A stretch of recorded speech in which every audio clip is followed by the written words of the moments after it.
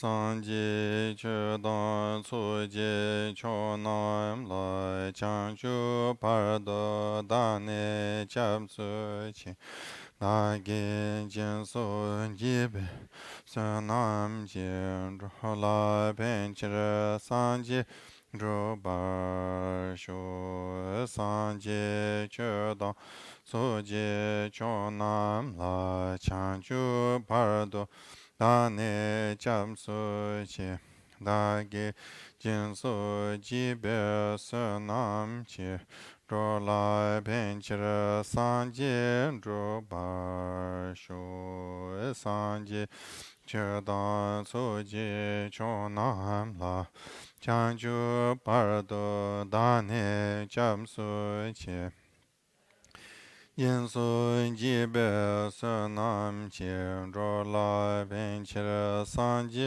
ro bar shu.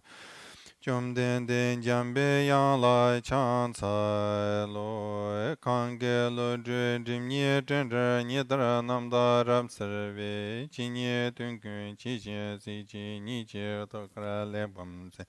Kanda sibe tsunra ma ri mundama dungra chi sirve zho so kyun la pu chi tar se yan la chu chu yang den song.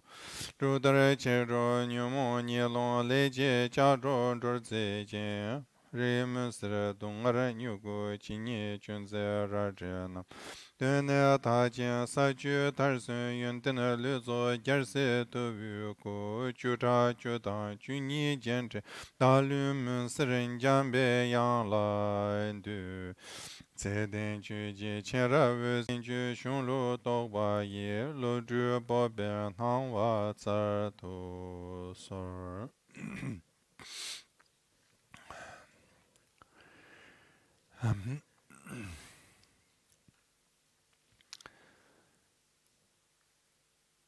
Bien, nous allons donc continuer. Now we'll continue on the theme of prajnaparamita.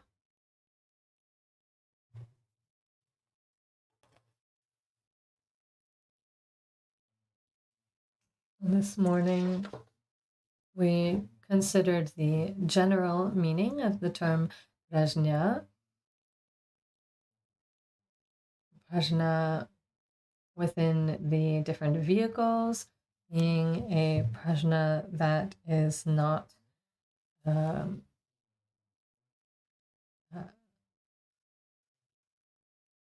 that is superior, and there's superior wisdom that goes beyond.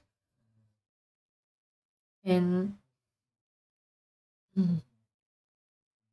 many texts and translations, prajna is translated as wisdom.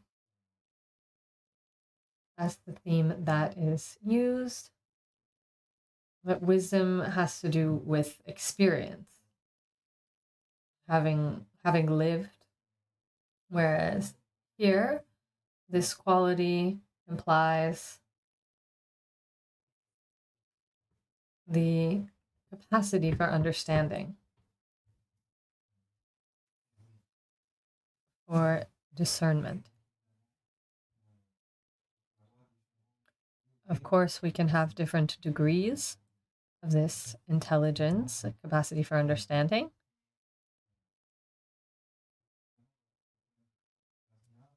Of course, the term prajna concerns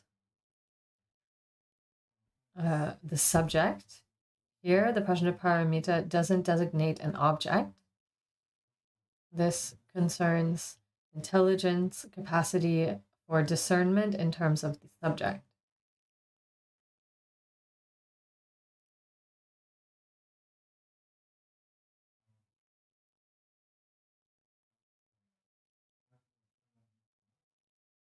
Prajnaparamita, then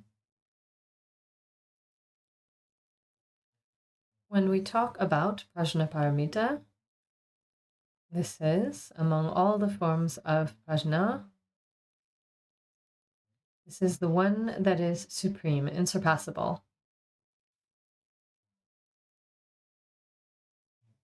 And that has this quality of Harutuchimpa, transcendence, this discernment leads us to progress and actualize nirvana, non-localized enlightenment, complete and perfect enlightenment.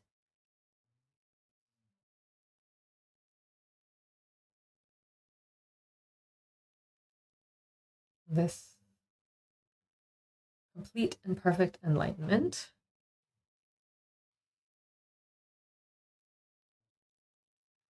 and in this sense,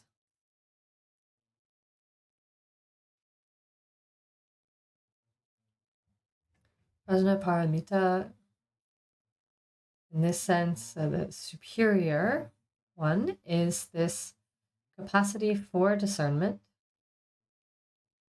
that leads us to actively progress along the path due to our understanding of the nature of all phenomena, and that in the end leads to us being able to manifest or actualize the wisdom of a Buddha, which is beyond the limits of samsara and the limits of nirvana, personal nirvana of the Arhat.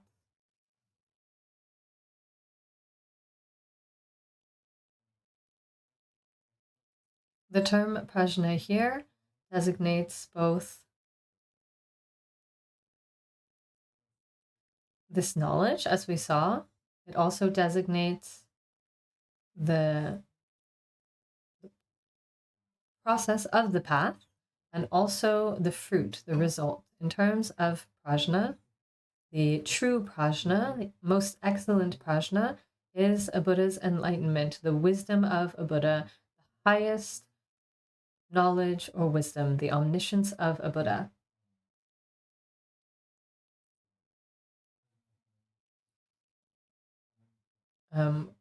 Prajnaparamita, when it is really paramita, perfection, when it is actualized, efficient, it is the perfect wisdom of a Buddha. And then, as an element that approaches this or that leads to this, we talk about the prajnaparamita as an essential element on the path. Here, it's a nominal prajna, if I may.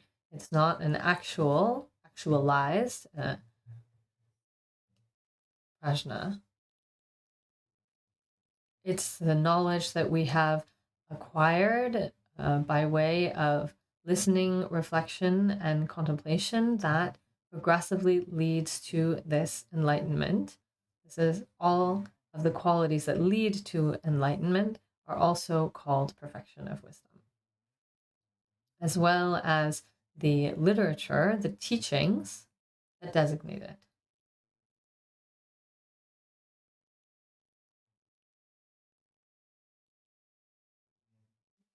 So on the one hand, we see the reality of phenomena, which are emptiness.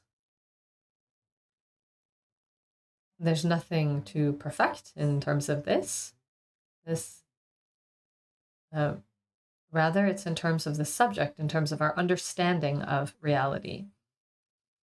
Wisdom is seeking to understand or actualize an understanding that is more and more correct of reality.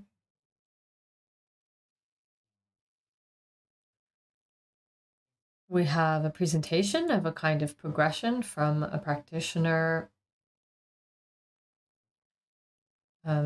how they begin the path towards complete and perfect enlightenment.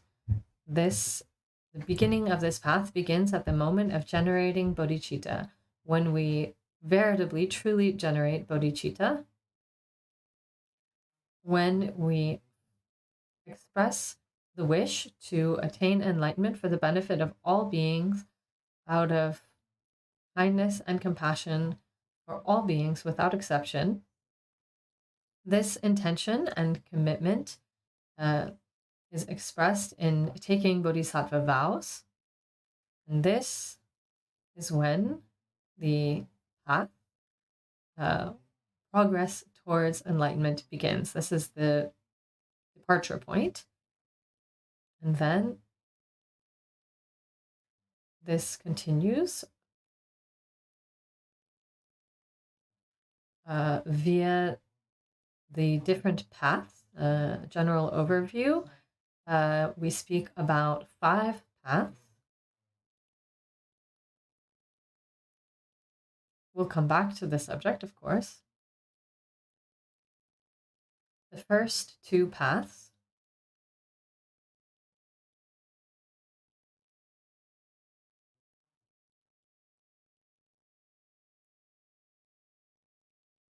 they're said to be worldly, not in the sense that they seek an objective, but prajnaparamita is not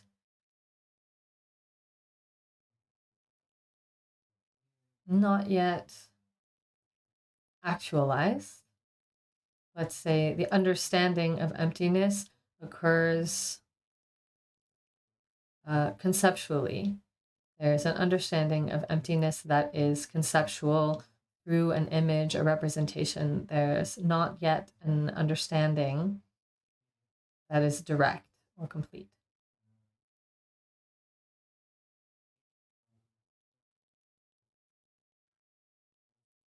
But the conceptual aspect of understanding will progressively decrease, and our understanding of reality will become more and more refined, become more and more subtle. There's a first path that we call the path of accumulation or tool gathering. Then the second path, path of preparation, of junction. There are various translations again here. The Sanskrit term is Ambara Marka and Yoga Marka of these first 2 steps. In the first part, the path of preparation, this is when we'll learn through studying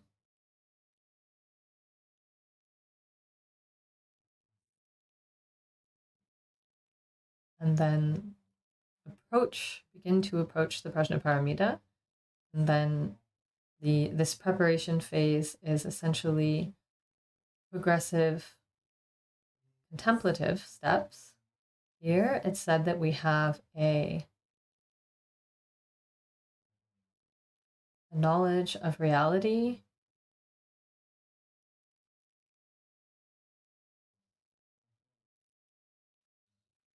prajna at this level is non-conceptual.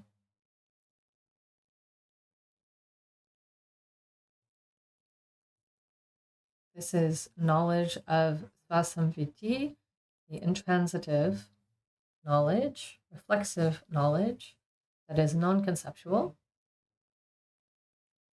Then the following steps of the path are the path of seeing or path of exercise, Daharshana Marka and Baha Marka, Kumlam in Tibetan. Then there's the Aishak Shamarka,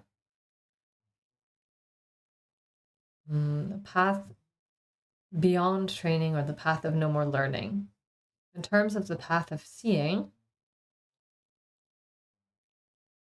then we have cognition that is said to be yogic, non-conceptual.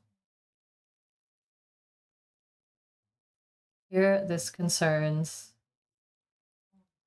knowledge without any mental reference, direct knowledge of reality of phenomena.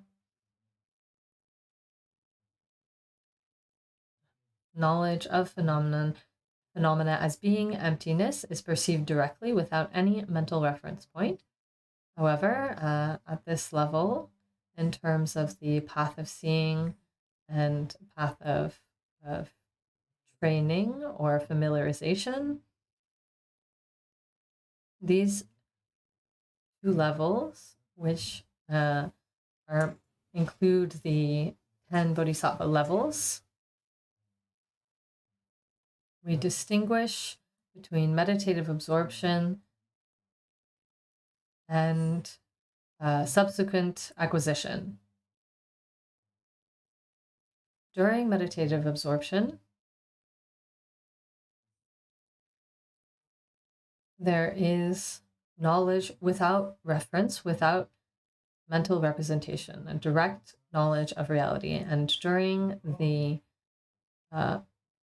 phases outside of meditative absorption, which are called subsequent acquisition or attainment, there are still subtle traces of conceptuality among bodhisattvas. Nevertheless, or however, in terms of enlightenment concerning the path of training or familiarization,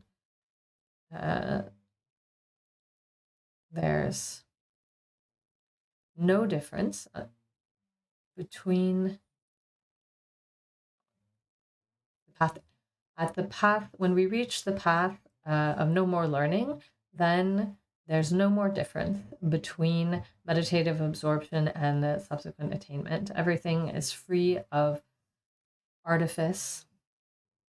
The strict meaning of the term prajnaparamita refers to this wisdom of a Buddha.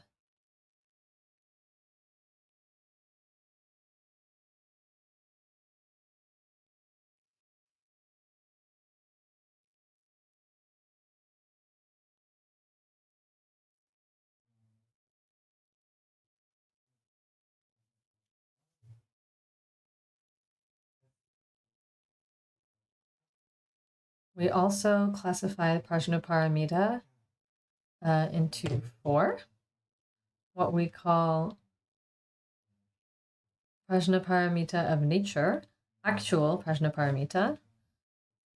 Then there's prajnaparamita of the writings, prajnaparamita of the path, and prajnaparamita of the fruit or result.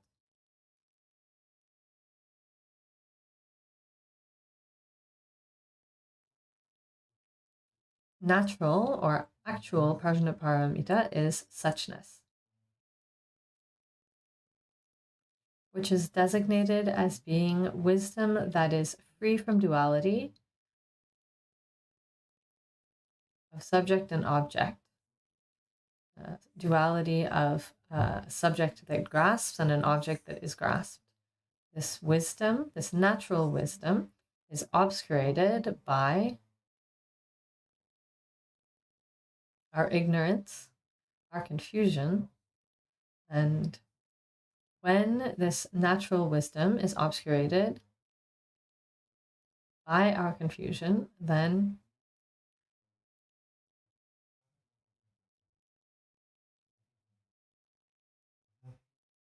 when this wisdom is no longer obscurated, we talk about the Tathagata Garbha or Sugata Garbha.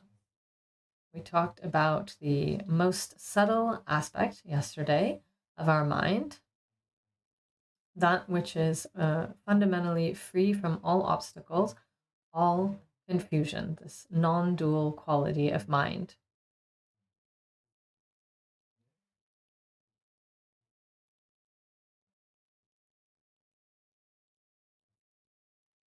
The quality that is present by Swasamviti.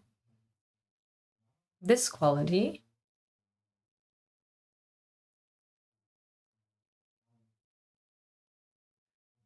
then, when it is obscurated by veils,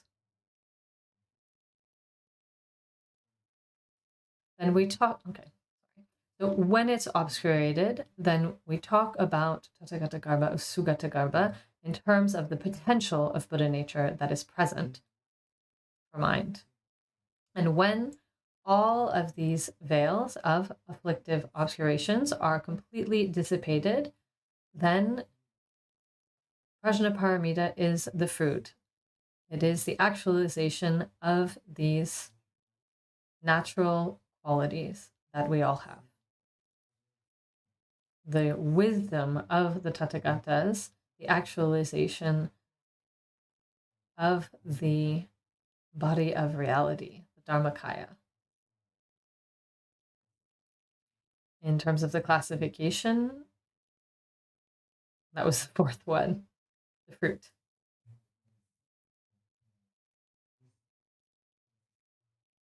Here we can see the correspondence between natural prajnaparamita and the fruit, the result, that is simply the actualization of natural prajnaparamita. It's not something new that's produced or constructed. Then there's prajnaparamita that is the writings. Here, this concerns terms, words, nouns, letters, teachings that are appropriate for disciples who are still caught by dualistic grasping. And this is essentially what is expressed in the literature that we call prajnaparamita, the perfection of wisdom, including the text we have here, the Heart of the Glorious Perfection of Wisdom Sutra. Often, the term prajnaparamita sutra designates a large part of the literature of the Great Vehicle, involves numerous texts. Notably, we talk about the 17 mothers and sons. In general, in the literature of the Prajnaparamita, there are two subjects: an explicit subject and an implicit subject, or a hidden meaning. The explicit subject is emptiness of all phenomena. This explicit subject is laid out by masters such as Nagarjuna in the excellent stanzas of the Middle Way. This is the emptiness of all phenomena. The implicit subject refers more to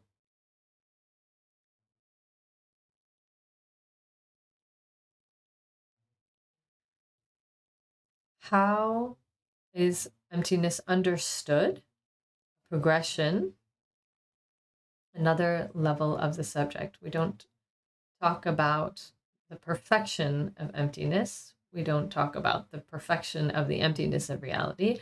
We don't need to perfect this, but the knowledge of reality needs to be perfect. And in this sense, there is progression from the level that we are at, completely in dualistic grasping, and then progressively we will approach, as we saw a bit earlier, in terms of the 5 paths, we'll progressively manage to understand all of the realizations are explained in this implicit subject or hidden aspect of the Prajnaparamita that is clearly presented by Maitreya and Asanga,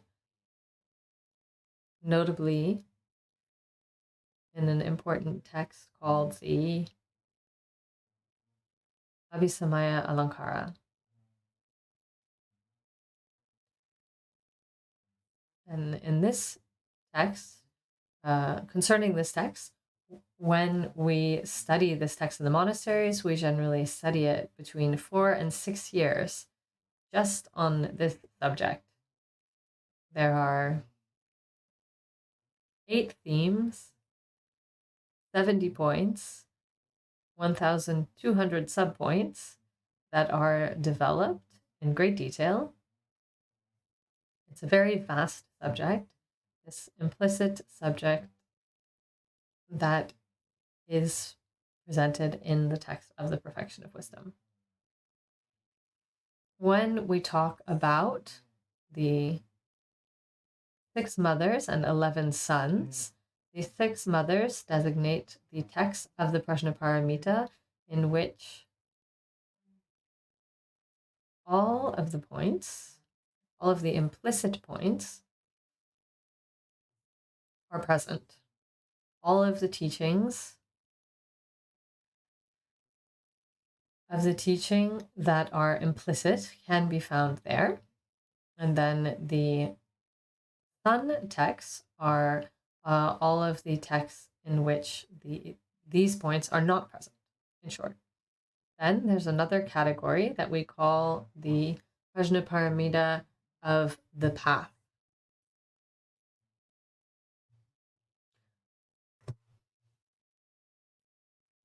This is prajnaparamita that becomes manifest, the non-conceptual witness that manifests through meditative absorption.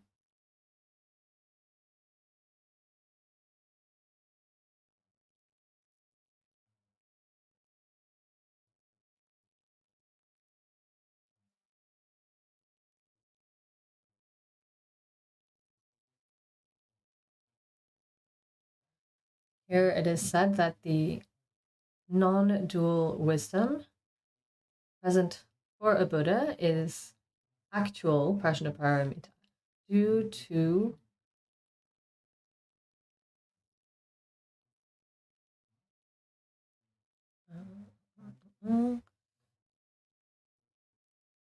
the writings on this, as well as the path that include the characteristics of seeing reality, are also called prajnaparamita, but they are only prajnaparamita in name.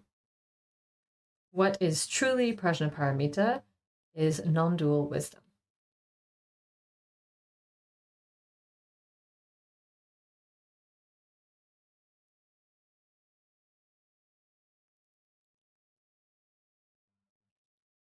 In short, real, efficient prajnaparamita is this non-conceptual wisdom, non-dual wisdom of a Buddha, and the others that lead to this, writings and the path, because they express and lead toward actual prajnaparamita, they're also designated by the term prajnaparamita. Then sometimes the wisdom of the Shravakas and Pratyeka Buddhas can be designated as being not actual prajnaparamita, but reflections of prajnaparamita. Because their wisdom does not lead to attaining a great nirvana that is beyond samsara and nirvana, in other words, full and perfect enlightenment.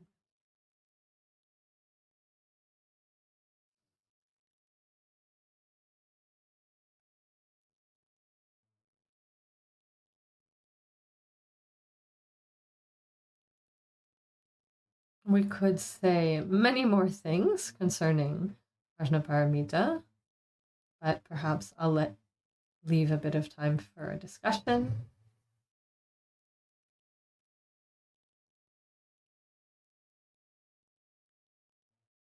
We can conclude here for this morning.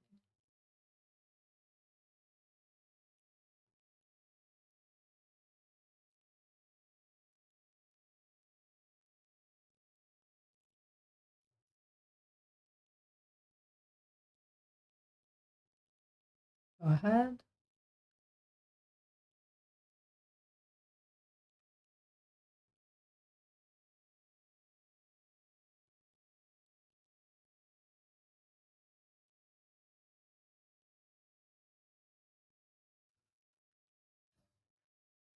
Designating the order of the questions. Hello, Rinpoche. You mentioned the contemplative exercise of meditation, bhavana. Earlier, when I talked about bhavana, I was talking about bhavana marga. We'll come back to this subject later. It designates one of the 5 paths.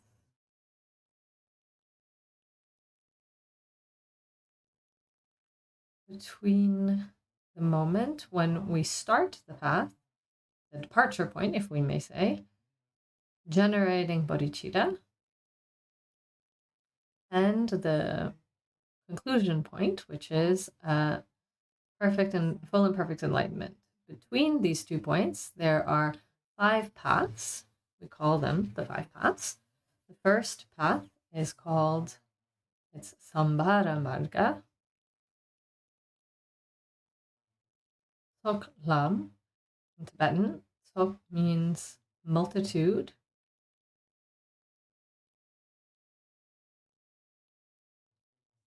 Accumulation. We call it the path of accumulation.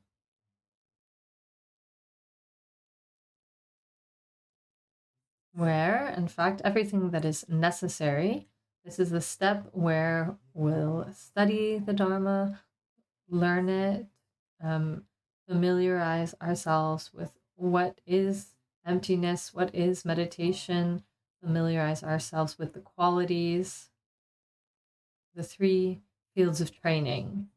Sila, Samadhi, Prajna will begin in these subjects and acquire greater stability in meditation. We'll practice samatha meditation, develop greater stability of mind. There are, of course, also various steps on this level, and then this brings us to the next step.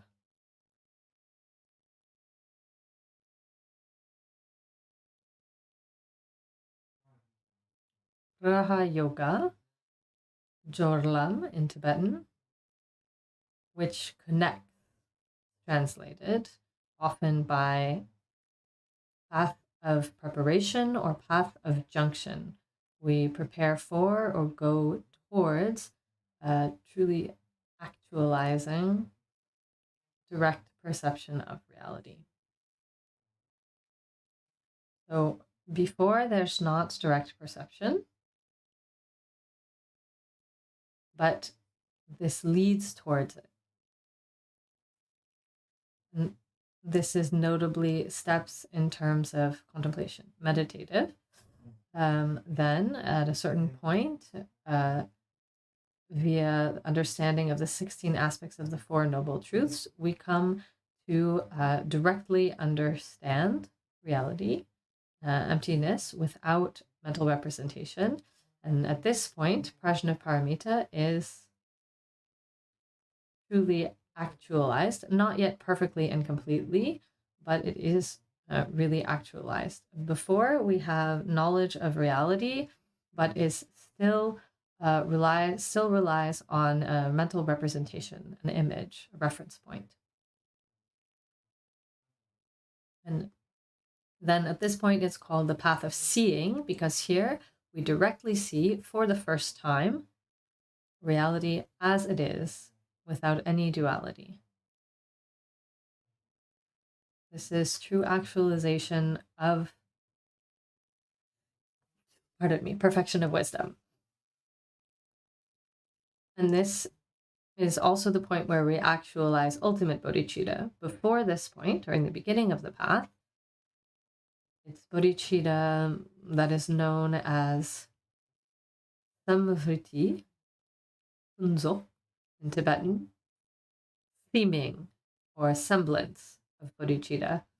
It's not yet real bodhicitta, true bodhicitta. In the beginning, when we generate bodhicitta, it is a semblance of bodhicitta. True bodhicitta is actualized through wisdom. This wisdom occurs through a meditative absorption, and then there is a subsequent attainment.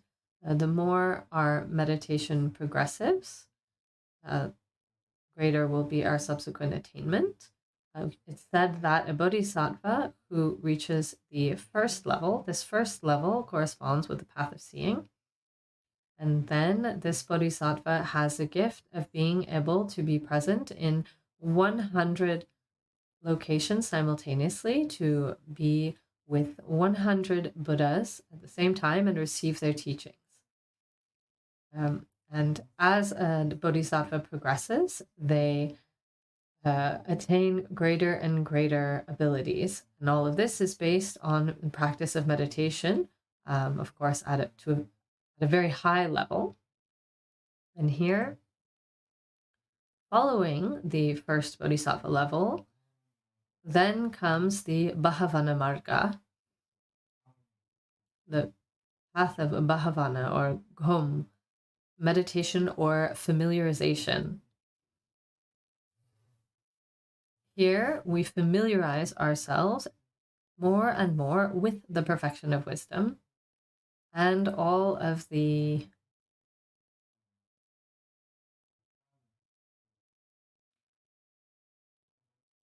veils of confusion and tendencies, all of the most subtle veils are dissipated. And this occurs over the course of the 10 bodhisattva levels that are included in the path of training or familiarization, which concludes with the path beyond training or the path of no more learning. That's, yeah.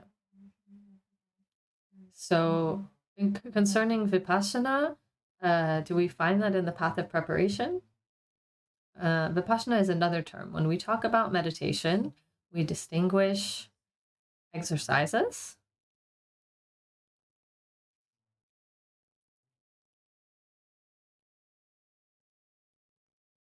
There are many types of practice exercises that we can carry out. The whole of these practices can be summed up in shamatha or vipassana. There's not a third one, for example, or the union of both. When we talk about shamatha, the term shama means peace, calm.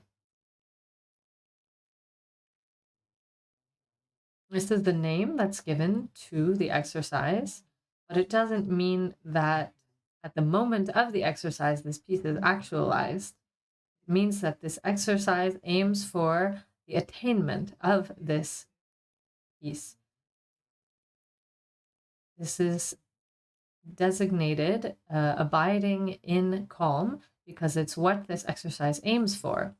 When we train in this, then we can progressively train in different degrees of calm that are more and more subtle.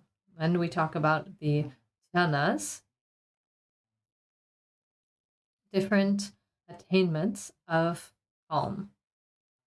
So that concerns shamatha.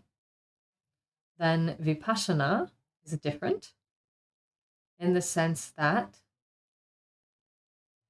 the Tibetan term bhaktong and vipassana in Sanskrit, they designate discerning. These are exercises that are connected with actualization of prajna. They imply prajna, discerning reality of phenomena, the world, etc. There's an aspect of vipassana that is discursive, that relies on concepts, that's analytical. And there's an aspect of vipassana that is non-conceptual as well. So here, in the context of the 5 paths, we are particularly speaking of vipassana. All of the progression is a progression of vipassana. It's all on wisdom. Samatha is, in a way, annex. It's an auxiliary that allows us to access vipassana. There are different levels of understanding, as we said. And there's lots of questions here, there. I don't know who was first. Here.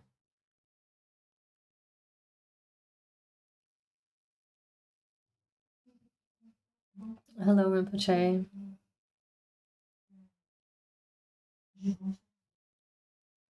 I have confidence in the Dharma, of course, but recurring questions, including this one. It's both simple and complex. I'm going to read my question. It might be simpler. If I understood correctly, all phenomena, conditioned objects appear and manifest from consciousness, our mind. They're not intrinsically real. So consciousness is first, the nature of mind. But to have a sense of this, it's necessary to have an observer. So what is this consciousness that is conscious of what is conscious? Can't understand it with the mental. It goes beyond the mental.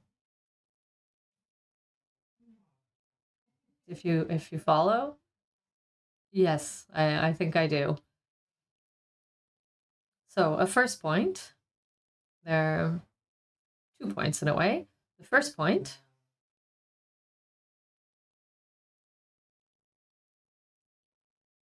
here it's necessary to be careful. And what I explained this morning concerning mind not being a derived product from matter,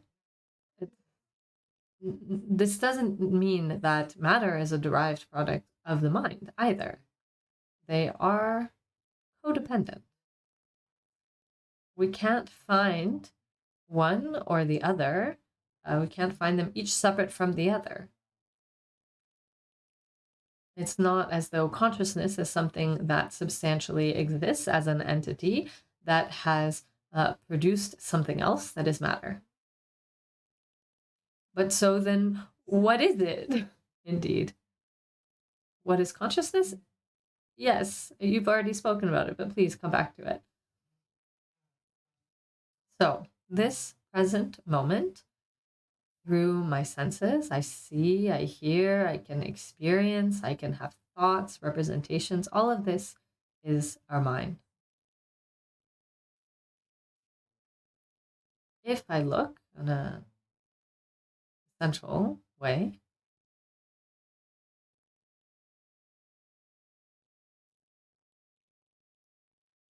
there is this quality that we call clarity.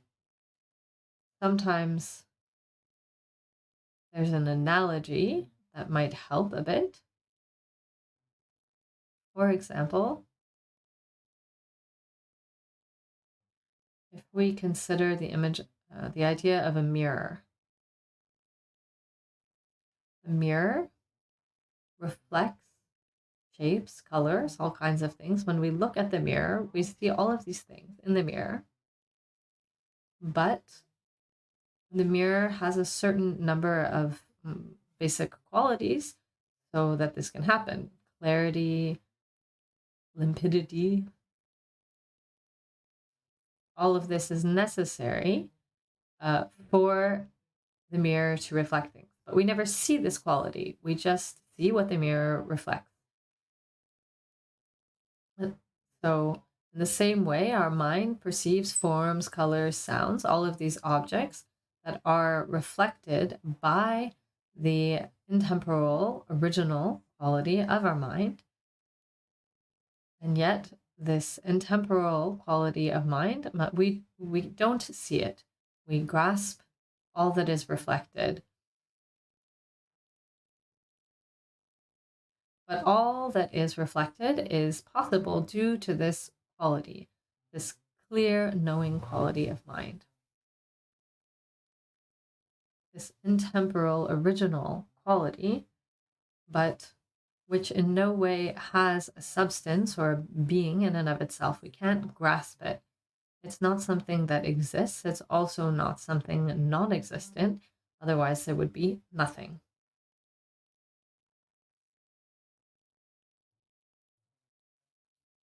When we perceive duality, etc., all of this is a reflection. It's not the essential quality. When we're in this type of grasping, and there's suffering, all of those problems. Wisdom is recognizing this essential quality and seeing that all that is reflected they're not entities in and of themselves. They're just reflections. In a mirror, things appear very clearly, but they don't exist. They can appear because they don't exist substantially. They're not inside.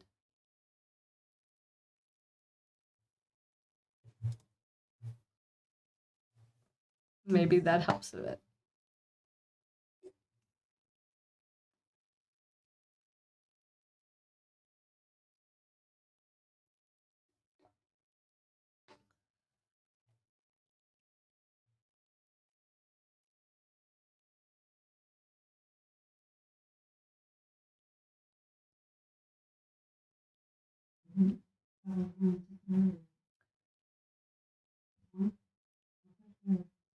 Yeah, that connects with my question. I can't seem to get out of this physicalist view that you spoke about previously, where they say that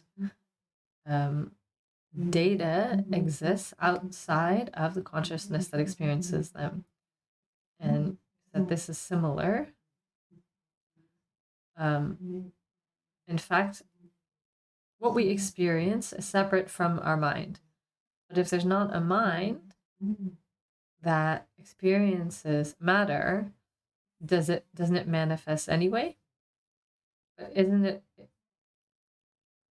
In fact, it's only present because there's a mind that experiences it. It doesn't exist in and of itself. I see blue, but blue doesn't actually exist. I understand that there's something cut off by my preconceptions. She says, is there a basis, a substantial basis for what I see? For example, physical reality. Is there a substantial basis for this? That's the analysis, if I may, of emptiness.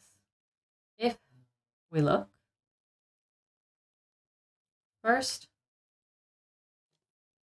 we have to underline, emphasize what I believe. What do I believe? I believe there is something that is separate, independent from my perception, that is beyond my perception, that is reality, that exists separately, and that it is an entity, a being in and of itself, because it's separate. So this outer reality, if it is a being in and of itself, it should be one or multiple.